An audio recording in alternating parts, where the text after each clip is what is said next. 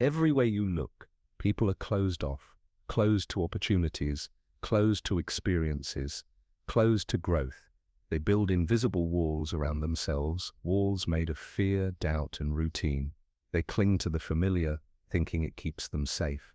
But in truth, it keeps them small. The moment you close yourself off, you stop living, you begin surviving, drifting, repeating the same patterns over and over again.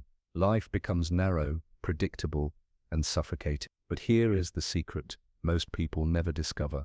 When you open up to life, when you embrace it without fear or resistance, you invite opportunities, connections, and experiences that you could never have imagined. Doors that were once locked suddenly swing wide open. Paths that seemed impossible begin to reveal themselves. This is not magic, it is alignment. It is the universal principle that life responds to your willingness to receive it. The more open you are, the more life gives you.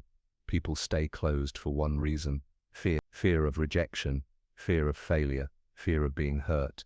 And so they shrink back, they reject invitations, avoid risks, hide their true selves. They become like a traveler who refuses to leave the inn, terrified of the storm outside, yet never realizing that the real adventure, the real treasure, lies beyond the door they refuse to open. Closed people live half lives.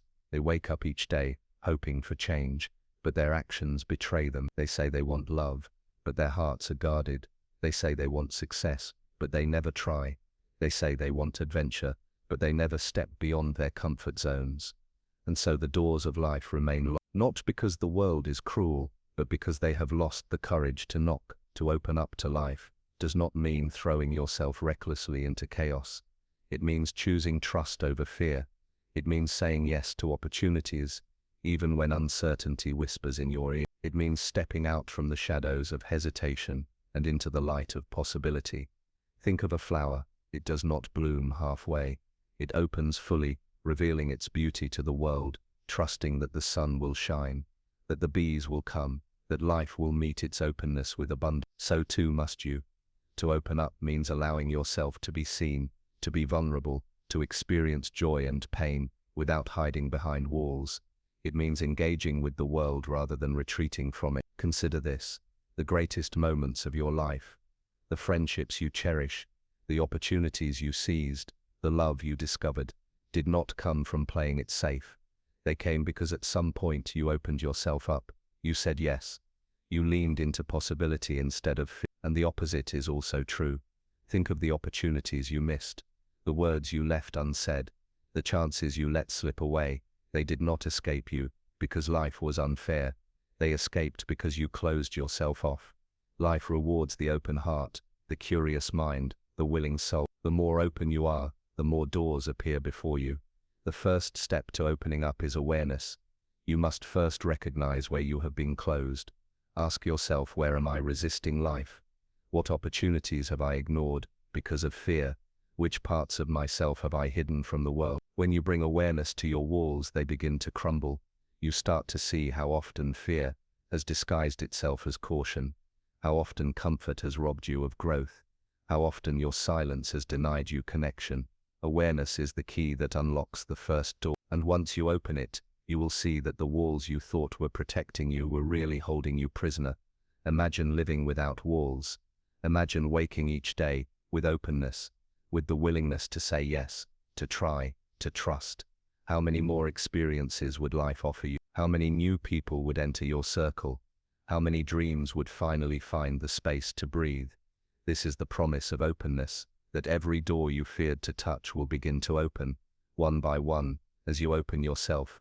Life does not reward the closed, it rewards the courageous. It rewards those who step into the unknown with trust, with faith, with the belief that even if they stumble, they will grow.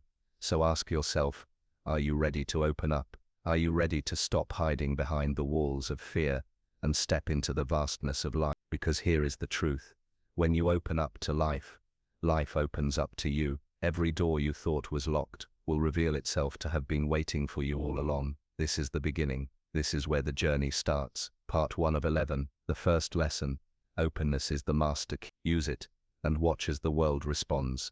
Most people live their entire lives chasing certainty. They want guarantees. predictable outcomes, and step-by-step assurances that nothing will go wrong. They plan endlessly, calculate every risk, and hesitate to act until they feel completely secure. But here is the truth, that so few dare to accept certainty as an illusion. Life is not designed to be predictable. It is not meant to unfold in neat, tidy patterns. It is wild, dynamic, and forever changing. The moment you cling to certainty, you close yourself off to possibility. Think of all the times you waited until the right moment to start something. You waited until you felt ready. You waited until you had more experience, more confidence, more resources. But how many of those moments never arrived? How many opportunities slipped past while you were standing still, waiting for a green light that never came? This is the cost of demanding certainty.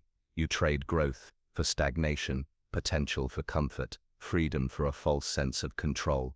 Openness requires a different approach. It demands that you embrace uncertainty, not fear it. It means stepping into situations without knowing every outcome, trusting yourself to adapt, to learn, to grow as you go. Life does not reward the one who waits until conditions are perfect. It rewards the one who moves, who risks, who dares to begin even in the face of the unknown.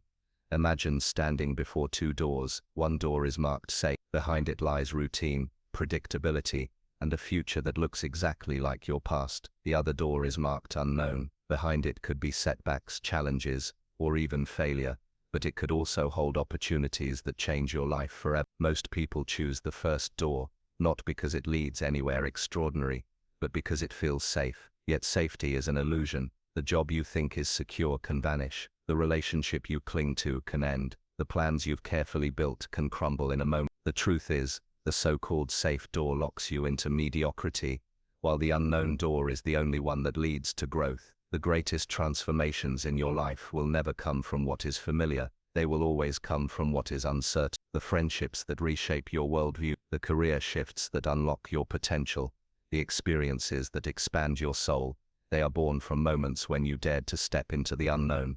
Consider a traveler setting out on a journey. If they demand to know every road, every turn, every obstacle before taking the first step, they will never leave home. But the one who trusts the path, who accepts that the road will twist and surprise them, eventually reaches places the cautious traveler will never see. Your life is no different. The resistance you feel toward uncertainty is not weakness, it is conditioning. Society trains you to fear the unknown. From a young age you're taught to seek stability, to follow predictable paths, to avoid risks. Security is praised, conformity rewarded, predictability celebrated. But if you look closely at the people you admire most, the leaders, creators, innovators, explorers, you'll notice a pattern.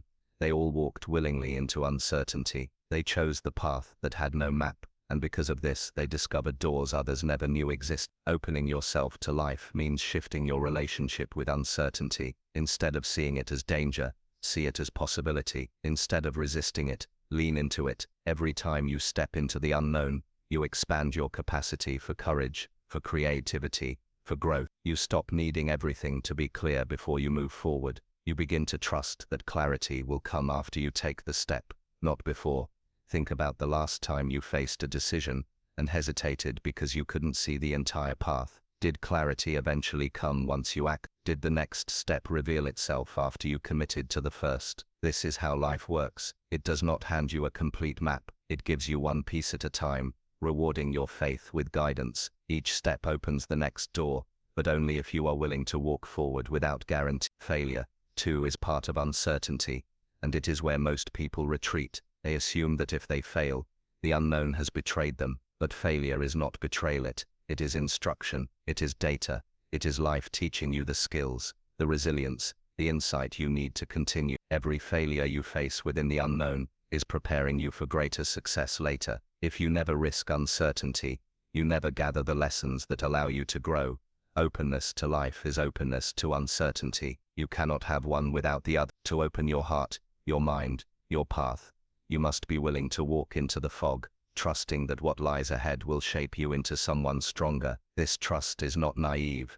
It is powerful. It is the force that has built every meaningful achievement in human history. Ask yourself, how many doors have you left unopened because you demanded certainty? How many times have you silenced your intuition because it led you towards something unpredictable? How often have you stayed in places jobs or relationships, not because they fulfilled you, but because they felt familiar. What would your life look like if you chose differently, if you chose openness over fear, trust over control, uncertainty over stagnation? This is the second lesson. To open up to life, you must open up to the unknown. Stop waiting for everything to make sense before you act. Stop waiting for perfect timing, perfect conditions, perfect confidence. They will never arrive. Begin now. Step forward now. Trust that each move you make creates a ripple, unlocking doors you cannot yet see, because when you embrace uncertainty, you unleash possibility, and life meets you with opportunities you never imagined. Most people carry around invisible locks on their hearts and minds. They want life to bring them love, opportunities, and breakthroughs, but they approach it with hesitation, suspicion, and guardedness. They wonder why nothing changes, why the doors remain closed, yet they never stop to see how tightly they are holding themselves shut.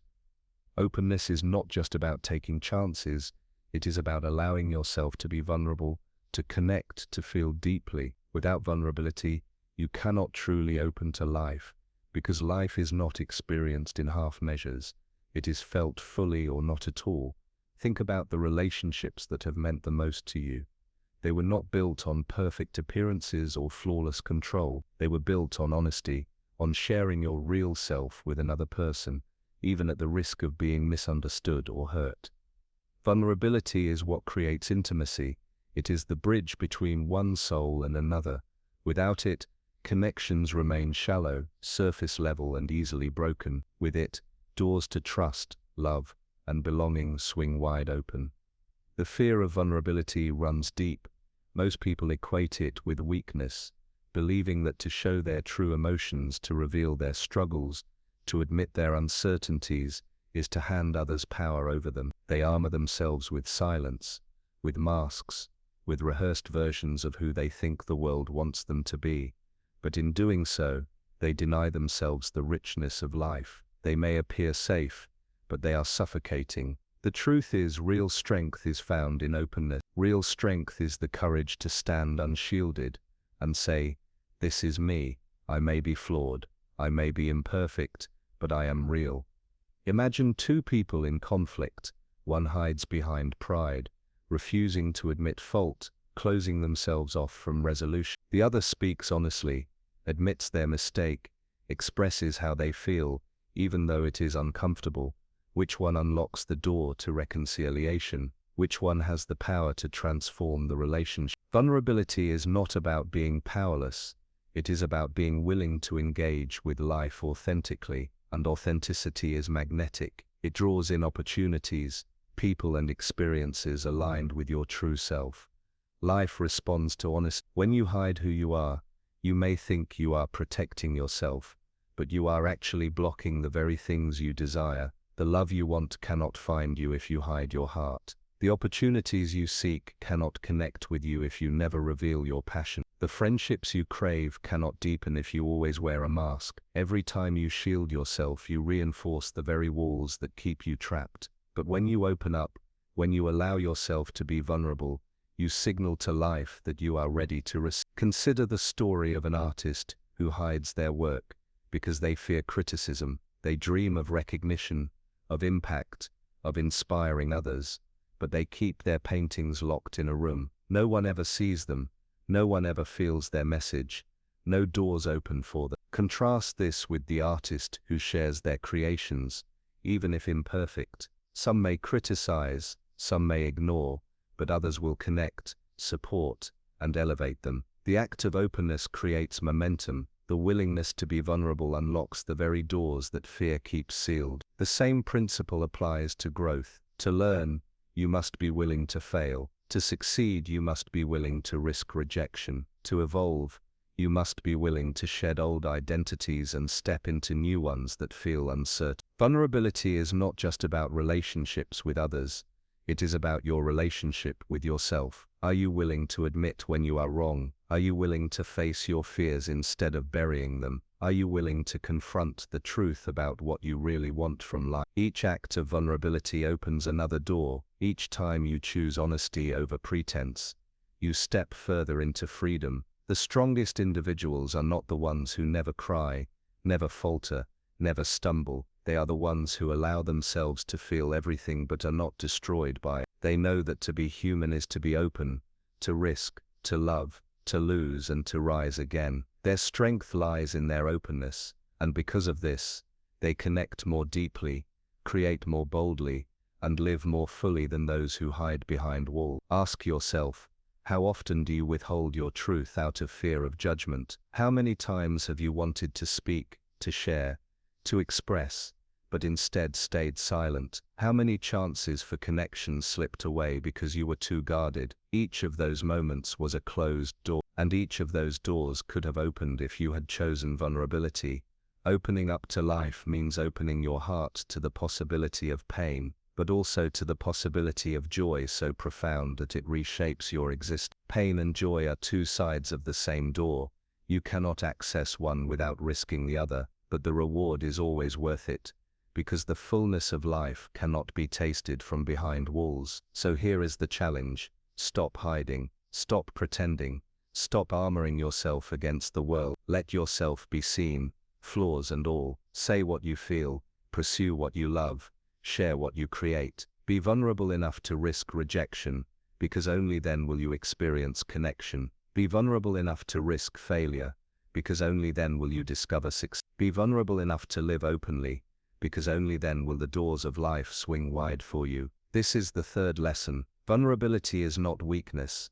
It is the ultimate form of courage. It is the master key that unlocks connection, growth and the more you practice it, the more life will respond by opening doors that would have remained forever closed had you chosen to stay hidden. Most people go through life chasing approval without even realizing it. They shape their choices around what will please others. They filter their words so they won't offend, and they measure their worth through the eyes of family, friends, co-workers, or even strangers online. This hunger for validation is subtle but dangerous, because it places your happiness and self-worth in someone else's hands. And the moment you give someone else the power to define you, you lose control over your own life. Openness to life means freeing yourself from the prison of approval seeking. You cannot step into your full potential while you are weighed down by the constant need for others to agree with or applaud you. The truth is simple. No matter what you do, someone will criticize you. No matter how carefully you try to please, someone will disapprove. If you let that stop you, you will never move forward. If you let their voices drown out your own, you will never discover who you really are. Consider the people who changed the world. They were rarely the most liked, the most agreeable, or the ones who blended in. They were often rejected, criticized, even ridiculed, yet they continued anyway. They understood that the need for approval was a trap. They knew that greatness is not born from conformity but from courage. The courage to walk your own path regardless of who understands or supports you. When you live for approval, you live small. You say yes when you want to say no. You suppress your dreams because they don't fit the mold. You edit yourself to fit into boxes that were never built for you. And every time you do, you close another door, not because the world is against you, but because you are against yourself. Think of someone you admire. Chances are, they do not beg for approval. They do not chase validation. Instead, they radiate an energy that says, I know who I am, and I don't need your permission to exist. That kind of confidence is magnetic. People are drawn to it, not because it seeks attention, but because it does. The paradox of approval is that when you stop chasing it, people respect you more. But how do you release the need for approval? You begin by turning inward. Instead of asking, what will they think of me? You ask, what do I think of myself? Instead of waiting for someone else to validate your worth, you practice validating yourself. You acknowledge your own progress,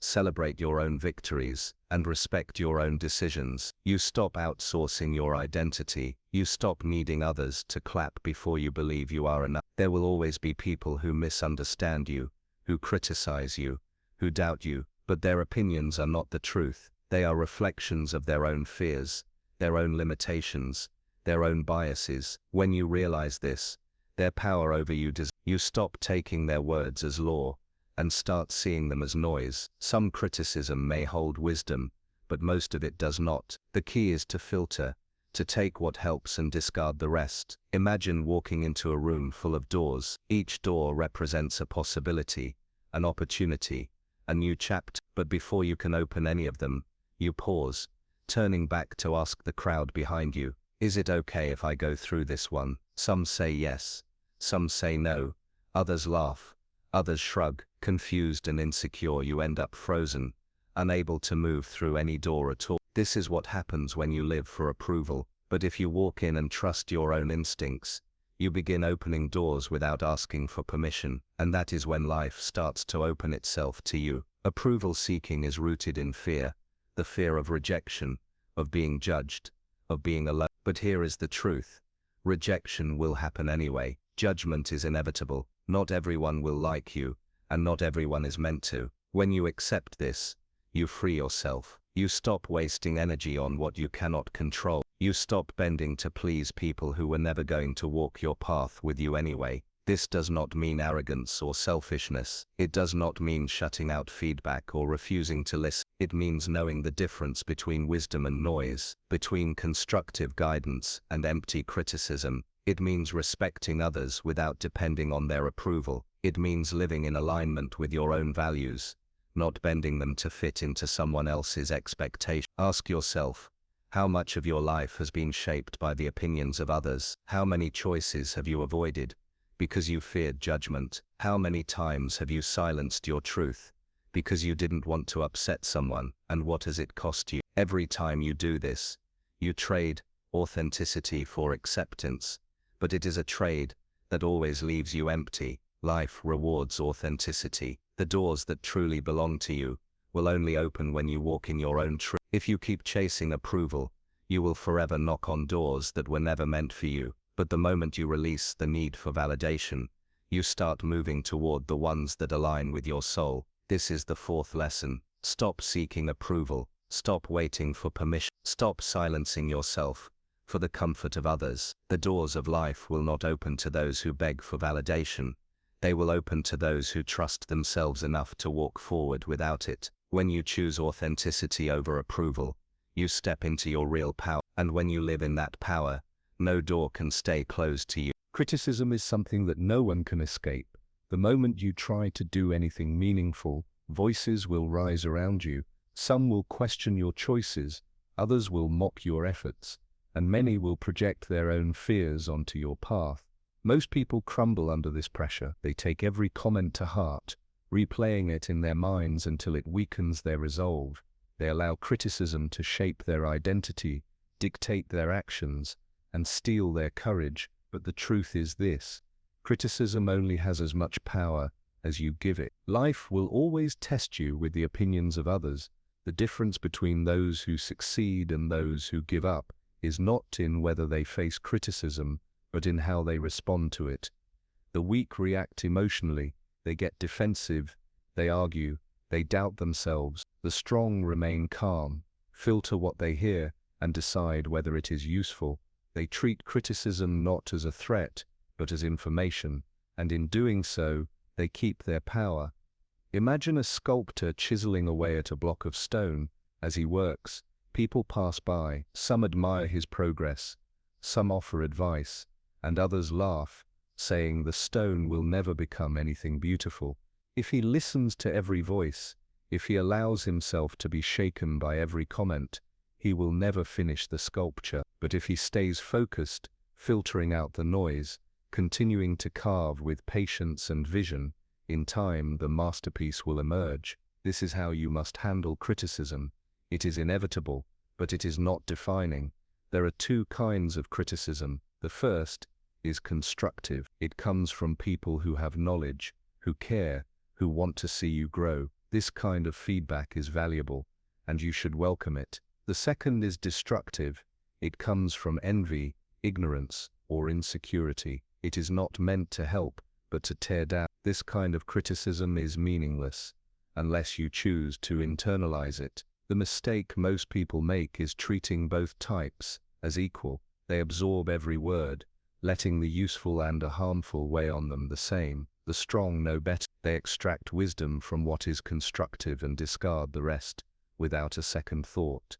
Think about how much energy is wasted on destructive criticism. People replay insults in their heads for days, weeks, even years. They let a stranger's careless words dictate how they feel about themselves. They allow a single negative opinion to overshadow 100 positive ones. This is the tragedy of giving your power away. The truth is, most critics have never done what you are trying to do. They speak from the sidelines, not from experience. Their voices are not authority, they are noise. The world's greatest thinkers, leaders, and creators all faced relentless criticism. Their ideas were ridiculed, their choices doubted, their visions dismissed. If they had allowed those voices to control them, nothing remarkable would have ever been built. The criticism did not stop coming, they simply stopped letting it control their inner world. They understood that criticism is often the price of progress. If no one is questioning you, it probably means you are not doing anything bold enough to matter.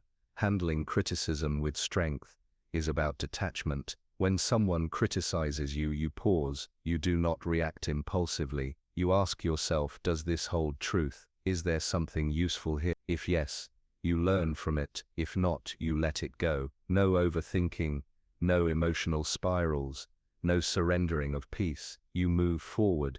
The more you practice this, the lighter you feel. The world may throw its opinions at you, but they slide off because you no longer carry them. Consider what happens when you respond to criticism with silence instead of defensiveness. The critic expects a reaction, expects you to be shaken, but when you remain calm, when you refuse to be disturbed, the power shifts. Their words lose weight. They are left unsettled, while you continue stronger than before. This is how criticism becomes fuel instead of poison. Ask yourself, how many of your dreams have you abandoned because of criticism? How many times did you hesitate to act because you feared what others might say? How much of your life has been limited, not by your abilities, but by your sensitivity to opinions? These are the closed doors that criticism creates when you allow it to control you. But once you decide that your opinion of yourself matters more than anyone else's, those doors begin to open. You cannot control the voices of others, but you can always control your response. You can choose to be fragile, breaking under every comment, or you can choose to be unshakable, filtering criticism with clarity and continuing forward. This choice determines whether you live trapped by fear of judgment or free to pursue your path. The next time criticism comes, and it will, see it for what it is: words, just words. Take what helps you, ignore what doesn't, and never let it define you. The doors of life do not open for those who crumble under the opinions of others. They open for those who remain focused, steady, and undisturbed. The moment you stop fearing criticism is the moment you begin to live fully. This is the fifth lesson. Handle criticism, not with emotion, but with strength. Keep moving, and the doors ahead will not only open, they will stay open, because nothing and no one can shake you from your path. Pressure is the great revealer. It shows you who you really are when comfort is stripped away, when the plan falls apart, when the world feels like it is closing in on you. Some people break under it. They panic, they lash out, they freeze. Others remain steady, calm, and in control. What makes the difference is not luck or natural talent. It is preparation. The people who thrive under pressure are the ones who have trained their minds to expect challenge instead of fearing it. Most people treat pressure as a curse, something to avoid at all costs. They hope life will be smooth, predictable, free of stress, but this is an illusion. Pressure is not the exception, it is the rule. It will come in many forms: deadlines, conflicts, setbacks, disappointment. The question is never whether you will face pressure, but how you will respond when it arrives. If you resist it, if you demand that life be easy, you will always be thrown off balance. But if you embrace it, if you accept pressure as part of the journey, you will discover that it sharpens you. Think of a warrior stepping into battle. He does not expect an easy fight. He does not hope his opponent will be weak or unprepared. He enters knowing that resistance will come, that challenges will test him, that chaos is inevitable, and because he expects it, he does not waste energy panicking. He is ready. He focuses on execution. This is the mindset you must adopt. Pressure is not something to fear. It is something to prepare for, something to use. When you crumble under pressure, it is usually because you are clinging to control. You wanted everything to go exactly as you imagined, and when it doesn't, you lose your composure. But control over external events is an illusion. You cannot dictate what others will do, how the world will move, or how perfectly your plans will unfold. The only control you will ever truly have is over yourself, your thoughts, your actions, your reactions. When you understand this, pressure loses its power to break you. Imagine a storm. Most people caught in it flail against the winds, burning themselves out in resistance. But the ones who remain calm, who bend without breaking, who move with the storm instead of against it, are the ones who survive and emerge stronger. Pressure works the same way. When you stop demanding that it disappear, you start adapt. You shift from panic to strategy, from reaction to response. Composure is a skill, and like any skill, it can be trained. You do not wait until you are under immense stress to practice it. You practice in the small moments, the unexpected traffic jam, the rude comment, the missed opportunity. Instead of reacting impulsively, you pause, you breathe, you ask yourself, does this deserve my energy? Is my reaction going to solve the problem, or make it worse? Each time you choose calmness over chaos, you are training your mind, and by the time real pressure comes, you are ready. Preparation is another element of composure. Those who fall apart under pressure are often those who never prepared themselves for difficulty. They hoped things would go smoothly, and when they didn't, they had no strategy. But those who train for adversity, who rehearse worst-case scenarios, who condition their minds to stay steady under stress, are unshakable. They are not surprised when things go wrong. They are ready. Their discipline has already built the resilience they need. Ask yourself, how do you respond when life presses on you? Do you react with panic, anger, or despair? Or do you step back, steady yourself and respond with clarity? Every moment of pressure is a test, but it is also an opportunity, a chance to demonstrate control, to build trust in yourself, to refine your ability to remain calm in the storm. Think of the leaders you respect the most. They are not remembered because they thrived in times of ease. They are remembered because they stood tall in chaos, because they exuded calm when others collapsed. Their composure was their power. While others lost their focus, they became sharper. While others surrendered to fear, they leaned into clarity. And because of this, people followed them, people trusted them, people respected them. You have the same ability. It begins with a decision. I will not crumble under pressure. I will not waste energy wishing things were easier. I will prepare. I will adapt. And I will remain calm no matter what comes. Each time you affirm this, each time you practice it in small challenges, you build an inner strength that cannot be shaken. Life will always test you. The unexpected will always arrive. Pressure will never disappear. But if you train yourself to stay composed, it becomes your advantage. While others lose their footing, you will remain steady. While others react recklessly, you will respond with intention. And when the storm passes, you will still be standing, stronger than before. This is the sixth lesson. Composure under pressure is not about being emotionless. It is about mastery. It is about refusing to let external chaos dictate your inner state. When you remain calm, you see clearly. When you see clearly, you act wise. And when you act wisely, doors that seemed locked in panic suddenly open with ease. The world belongs to those who stay steady when everyone else falls apart. Suffering often comes not from what happens to you, but from how tightly you cling to what you think should have happened. People grip outcomes, expectations, and desires so tightly that when reality does not align, they feel pain far greater than the situation itself. The truth is, much of human frustration is not caused by events but by resistance to them. When you refuse to let go of what you cannot control, you chain yourself to disappointment. But when you learn the art of release, you free yourself to move forward with strength. Imagine holding water in your fist. The tighter you squeeze, the less you can keep. Eventually it slips away no matter how desperately you try to hold it. Life works the same way. The more you demand that everything stay exactly as you want, the more suffering you create for yourself. But when you open your hand, when you allow water to flow freely, you are no longer fighting reality, you are moving with it. Letting go does not mean giving up. It does not mean apathy or weakness. It means choosing to focus on what you can influence while releasing what you cannot. It means accepting that life will not always match your expectations, and that peace is found not in control, but in adaptability. The strongest individuals are not those who force the world into their design, but those who remain steady when the world shifts around them.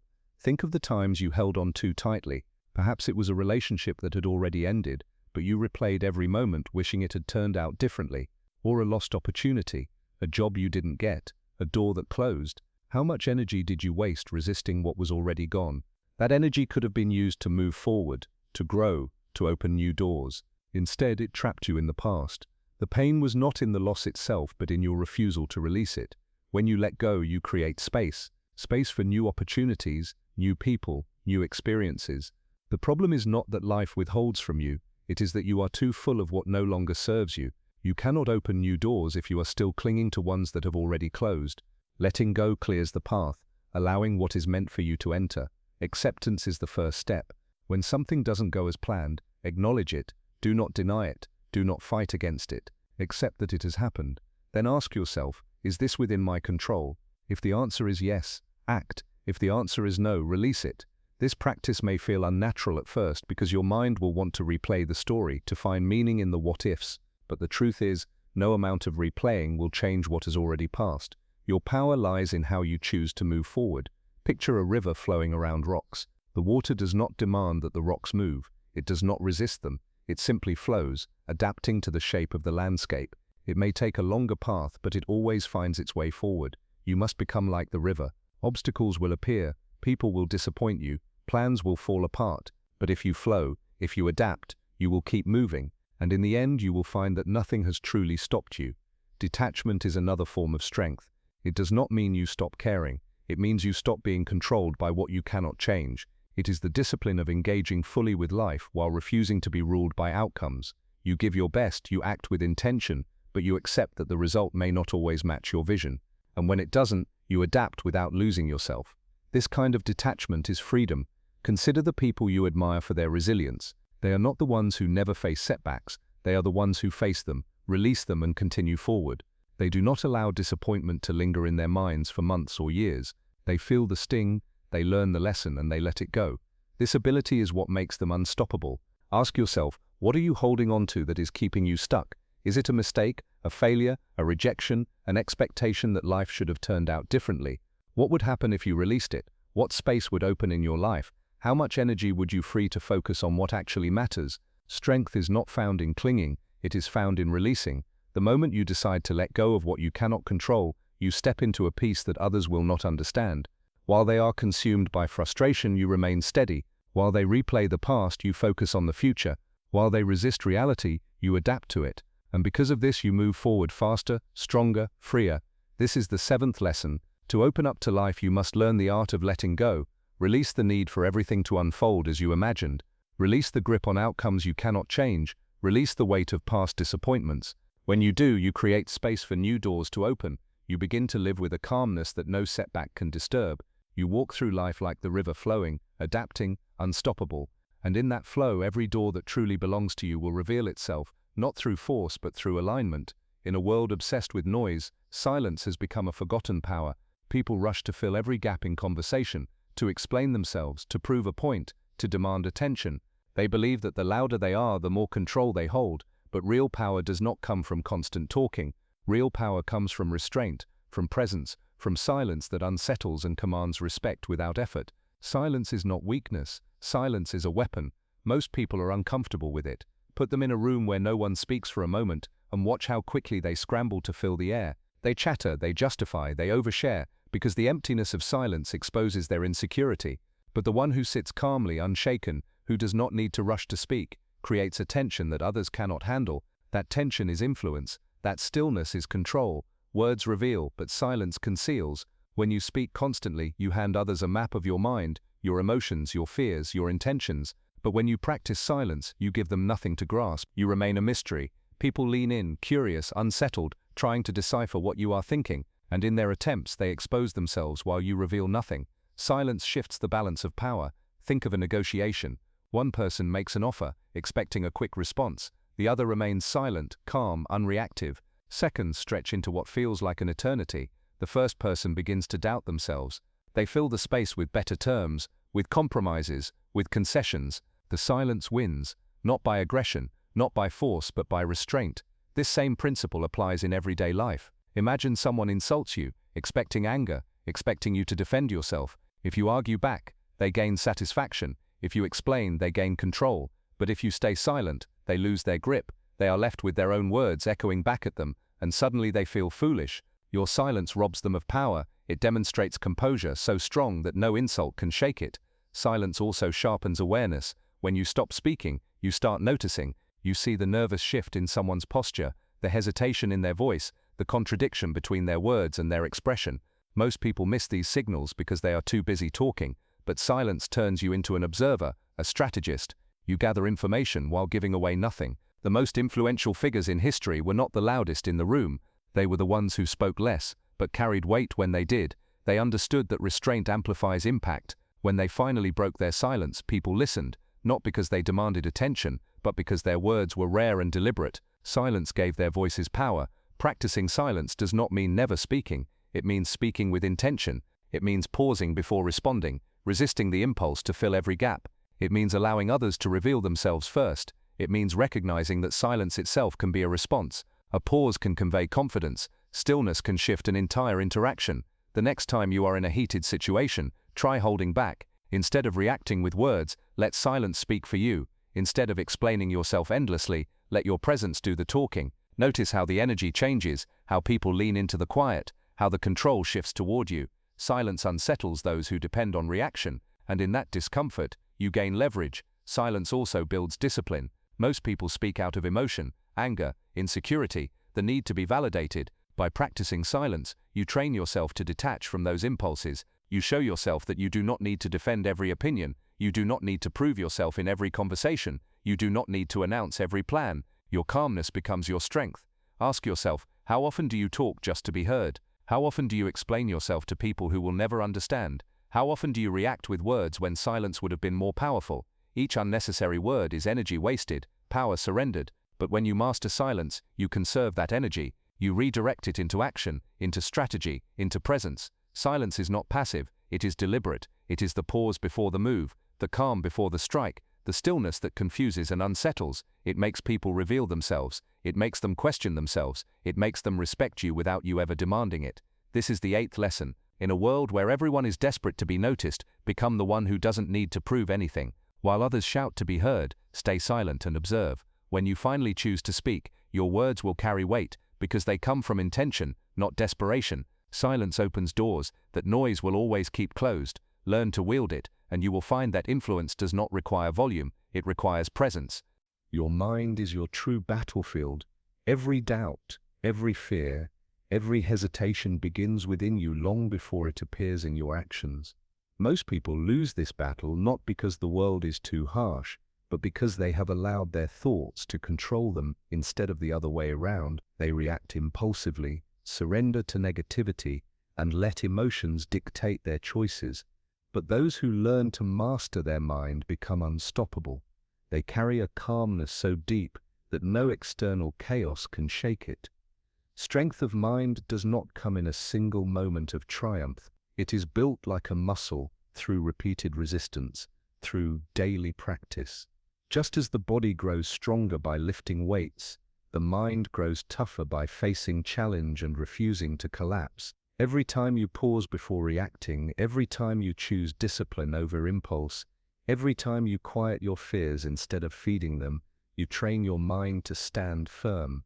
Most people believe calmness is natural, that you either have it or you don't. But composure is not a gift. It is a skill. It is the result of training. The reason so many are easily rattled is because they have never practiced control. They have allowed their emotions to run freely, thinking that reacting to everything makes them alive, when in reality it makes them slaves. Freedom comes when you reverse this dynamic, when your emotions serve you instead of rule you. Think about how often you are pulled by fleeting feelings. You wake up tired and skip what you promised yourself you'd do. Someone offends you and you lash out without thought. Fear whispers in your ear, and you abandon the opportunity. Each of these moments seems small, but together they shape your life. They lock doors before you ever try to open them. If you cannot govern your thoughts, you cannot direct your destiny. The ones who master their minds do not avoid negative thoughts. They refuse to be controlled by them. Doubt appears, but they do not feed it. Fear arises, but they do not bow to it. Anger flares, but they pause, choosing response over reaction. This does not mean they are emotionless. It means they recognize emotions as temporary sensations, not permanent truths. They observe without surrendering, and in that space of observation lies freedom. Imagine standing in the center of a storm. Winds whip around you, lightning cracks, the ground shakes. Most people get swept away, tossed wherever the storm decides. But the one with a trained mind stands rooted, letting the chaos move around them without being pulled into it. They conserve their energy, waiting for the storm to pass, and when it does, they are still standing. This is the strength you build when you train your mind daily. Training begins in the small moments. When frustration rises in traffic, you breathe instead of honk. When fear whispers before a new opportunity, you lean in instead of retreat. When laziness tempts you to quit early, you push through instead. These choices may seem insignificant, but they are the daily weights that build mental strength. The more you practice, the more natural it becomes, until composure is your default state. Discipline is the foundation. The mind always seeks comfort, the easy path, the excuse to quit, but discipline overrides that pull. Each time you keep your word to yourself, waking up early when you'd rather sleep, following through on commitments even when no one is watching, you reinforce control. You teach your mind that your higher self, not your impulses, is in charge. Over time, this discipline becomes unshakable confidence. You begin to trust yourself, and when you trust yourself, the opinions and chaos of the world lose their power over you. Ask yourself, how often do you let your emotions dictate your reality? How often do you give away your peace because of a single thought you chose to believe? What would change if you trained yourself to pause, to question, to redirect? How many doors would open if fear no longer controlled you, if doubt no longer paralyzed you, if anger no longer derailed you?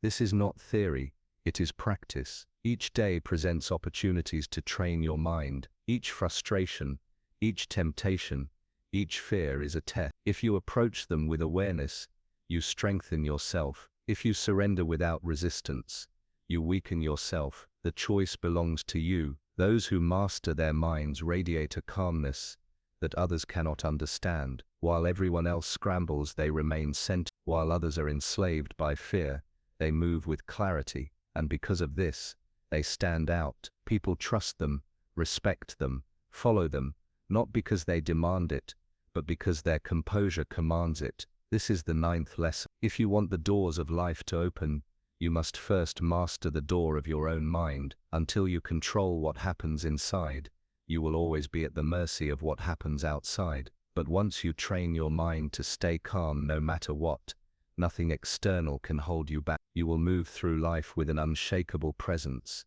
and every obstacle will transform into an opportunity. The storm will rage, but you will stand unmoved, and in that stillness, every door will begin to open before you. Real power does not announce itself. It does not need to broadcast plans, explain intentions, or seek validation. True strength moves quietly, without noise, without the desperate need to be seen. Most people believe success is about being noticed, about showing the world what they are doing, about proving themselves through constant words and declarations. But the truth is, the loudest people are rarely the strongest. The strongest move in silence. They build, they create, they execute. And by the time the world notices, it is already too late to stop them. Noise is a trap. When you talk too much about what you intend to do, you invite doubt, resistance, and unnecessary interference. You waste energy proving yourself instead of investing it into action. You open the door for critics, for distractions, for voices that will try to discourage you. Worse, you trick your own mind. Studies of human behavior show that when you announce your goals, you feel a false sense of accomplishment, as if saying it aloud is enough. But words are not results. Talking robs you of the hunger that action requires. The ones who move in silence understand this. They resist the urge to explain themselves. They resist the temptation to show off their progress before it is finished. They do not need applause to continue. because their focus is not on being admired, it is on becoming excellent. They let the work speak, and when the results arrive, they speak louder than any words ever could. Imagine two individuals setting out to achieve something. One tells everyone about their plans, posting updates, explaining every detail, defending their choices. The other says nothing. They wake up early, they work late, they discipline themselves without fanfare. Months later, the first has excuses, the second has results. Silence was their shield, discipline was their voice, and results were their proof. This principle applies to every area of life. In relationships, silence shows restraint. Instead of over-explaining or begging for validation, you stand firm in who you are. In business, silence creates anticipation. You don't need to reveal every strategy. You let outcomes demonstrate your vision. In personal growth, silence keeps you focused. Instead of bragging about your habits, you live them consistently until they transform you. Moving in silence is not passivity, it is strategy. It is the art of withholding just enough that people cannot predict your next move. It creates mystery, and mystery creates power. When others cannot read you, they cannot manipulate you. When they do not know your plans, they cannot sabotage them. The less they know, the more control you hold. Think about chess. The strongest players do not announce their strategies. They do not explain what they will do next. They calculate quietly, they move deliberately, and they allow their opponent to reveal themselves first. In life, the same principle applies. Silence keeps you 3 steps ahead, while noise traps you in the same position as everyone else. The urge to announce is rooted in insecurity. People who are uncertain of themselves seek validation. They need others to confirm that they are on the right path. But those who trust themselves, who are grounded in their vision, do not need to explain. They move because they know, they act because their conviction is enough. And this quiet certainty is magnetic. People respect it because it cannot be faked. Ask yourself, how often do you announce your goals before achieving them? How much energy have you wasted proving yourself to those who never matter? How many times have you let outside voices interfere with what you should have kept private? Each of these moments weakened you, not because you lacked ability, but because you gave away power through noise.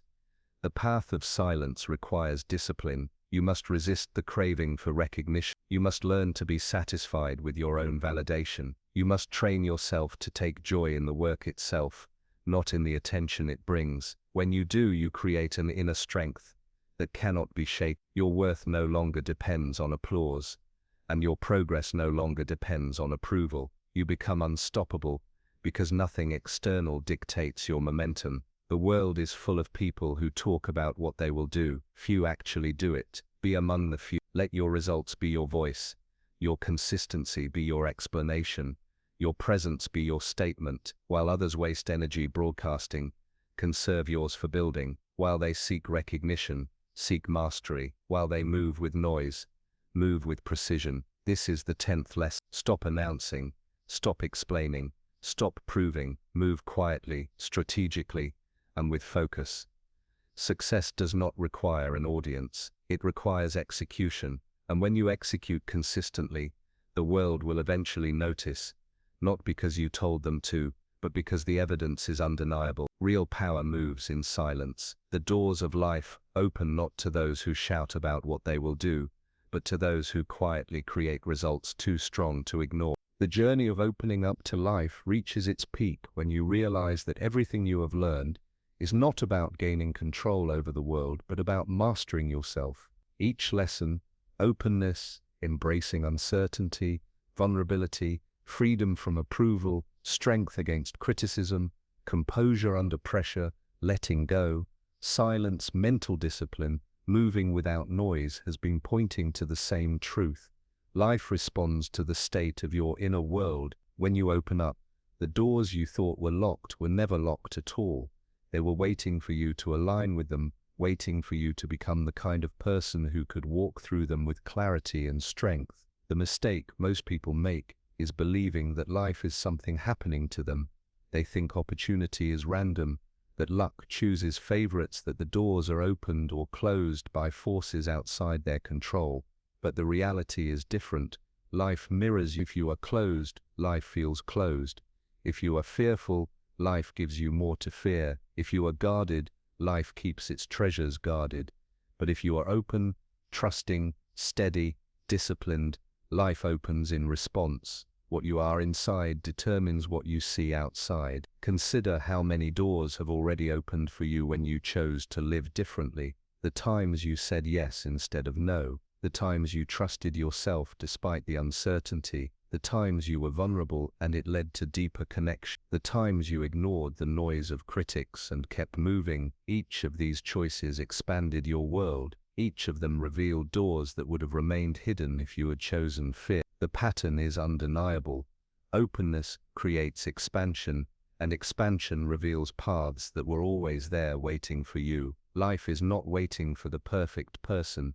It is waiting for the open person, the one willing to step forward without guarantees, the one willing to fail and try again, the one willing to walk with humility, but also with confidence, the one who is not trapped by the need for validation or the fear of criticism, the one who can stand steady under pressure and let go when things do not unfold as expected. That person discovers doors where others see walls. That person finds opportunities in places where others find only dead ends. The final shift you must make is to see openness not as something you practice occasionally, but as a way of being. It is not just a tool for certain situations. It is the posture of your life. To wake up each morning with the mindset, today, I will be open. Open to people, open to lessons, open to challenges, open to uncertainty, open to whatever life chooses to bring. With that posture, every day becomes rich with possibility. Even difficulties become valuable because you see them as doors disguised as obstacles. Think of someone who embodies this way of living. They walk into a room and opportunities seem to find them. They connect easily with others. They adapt to setbacks. They radiate a calm strength that makes people trust them. It is not luck, it is openness. They are not weighed down by fear or doubt. And because they are open, life opens to them. This is available to you the moment you choose it. Ask yourself, what doors are you still keeping shut because of fear? Where in your life are you clinging too tightly, demanding certainty, hiding behind walls? What would happen if you released? What if you stepped forward with openness in every area, refusing to let fear dictate your choices? The answer is simple.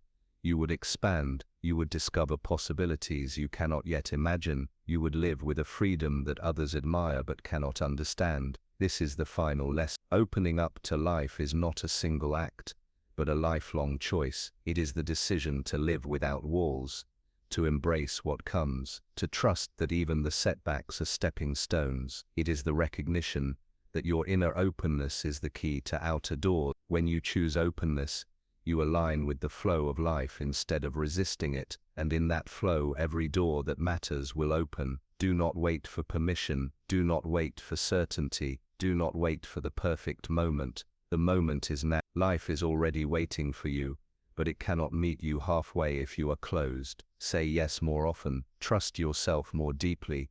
Release what no longer serves you. Walk with calmness, with discipline, with silence where silence is power, and with courage where courage is required. When you live this way, the world transforms. What once felt like a series of locked doors becomes a corridor of endless possibilities. What once felt like resistance becomes alignment. What once felt like struggle becomes growth. The doors of life are not sealed shut. They are waiting for you to approach them with openness, with courage, with presence. So step forward. Open yourself fully to life. Do not fear the unknown.